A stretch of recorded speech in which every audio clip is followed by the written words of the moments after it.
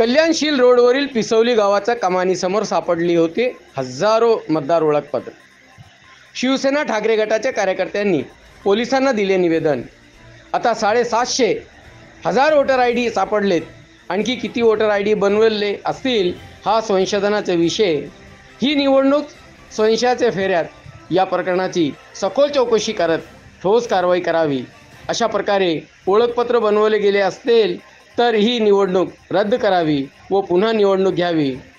शिवसेना उद्धव बाळासाहेब ठाकरे गटाचे जिल्हाध्यक्ष धनंजय बोडारे व वैशाली दरेकर यांची मागणी।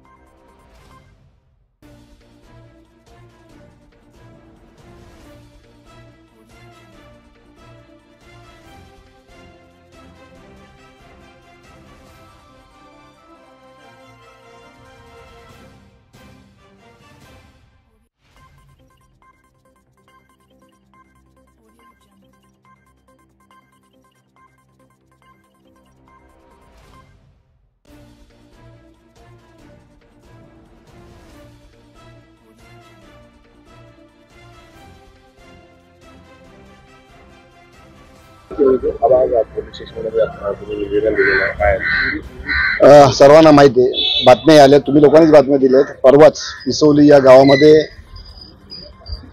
जवळपास एक गोणीभर निवडणूक आयोगामार्फत देण्यात आलेले वोटर आयडी या ठिकाणी रस्त्यावर पडलेले आहेत आणि ते लोकांनी पोलिसांच्या नजरेत आणून दिल्यानंतर आज ते जमा केलेले आहेत। अशा पद्धतीनं हे निवडणूक आयोग किंवा निवडणूक यंत्रणा या ठिकाणी या महाराष्ट्रामध्ये या देशामध्ये काम करते।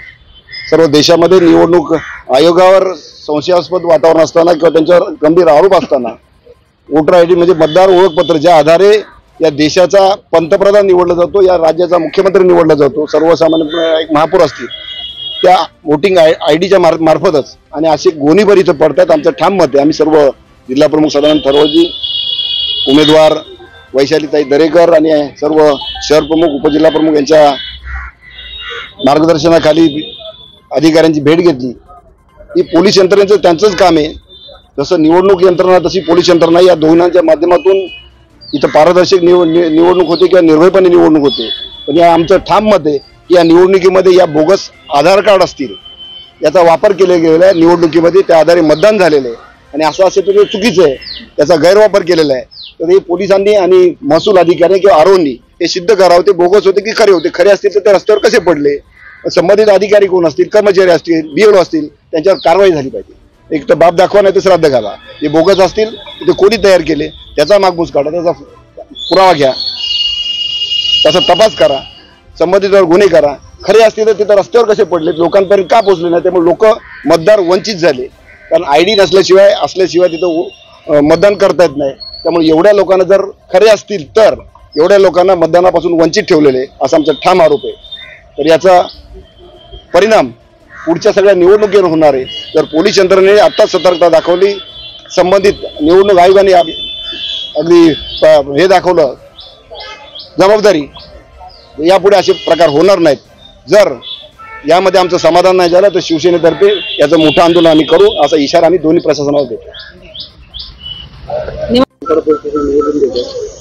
नाही, निवेदन याच्यासाठी देतोय की बोगस किंवा खरी जी काय आहेत ती ओळखपत्र म्हणजे निवडणूक वोटर आयडी आपल्याला सापडलेले आहेत पिसवली ते। आता त्याची संख्या हजाराच्या घरामध्ये आहे, परंतु असे किती वोटर आयडी त्यांनी अख्ख्या मतदारसंघामध्ये बनवले असतील हा एक वेगळा संशोधनाचा विषय असेल।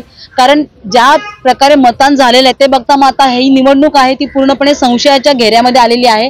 आमची सगळ्यांची अशी मागणी असेल शिवसेनेतर्फे की जर ही अशी ओळखपत्र जर बनवली गेली असेल आणि तसे जर गुन्हेगार सापडत असतील तर ही निवडणूक रद्द करण्यात यावी आणि पुन्हा एकदा फ्रेशपणे निवडणूक घेण्यात यावी। कारण इथून जिंकून गेलेले जे खासदार आहेत ते या बनावट वोटर आयडीने जिंकून गेलेले असतील अशी आम्हाला दाट शक्यता वाटते आहे। आणि त्यामुळे मला असं वाटतं की जर एका ठिकाणी 720 किंवा 1000च्या घरात सापडलेत तर अशी मतदारसंघामध्ये किती ठिकाणी बनवले गेले असतील आणि जर असे बनवले गेले असेल तर त्याच आधारे यांना कशावरनं मतं जास्त झाले नाहीत, मतदान जास्त झालेलं नाहीये. तर हे इथे शंका घेण्याला वाव आहे आणि मला असं वाटतं की याचं गांभीर्याने याची दखल निवडणूक आयोगाने आणि पोलीस प्रशासनाने घ्यावी आणि निष्पक्षपातीपणे यांनी हा कारभार करावा आणि शोध घ्यावा. आणि जर खरोखर हे बनावट असतील आणि जर मतदान या वोटर आयडीनी झालं असेल या लोकांचं तर निवडणूक रद्द करण्यात यावी अशी आमची सगळ्यांचीच मागणी असेल.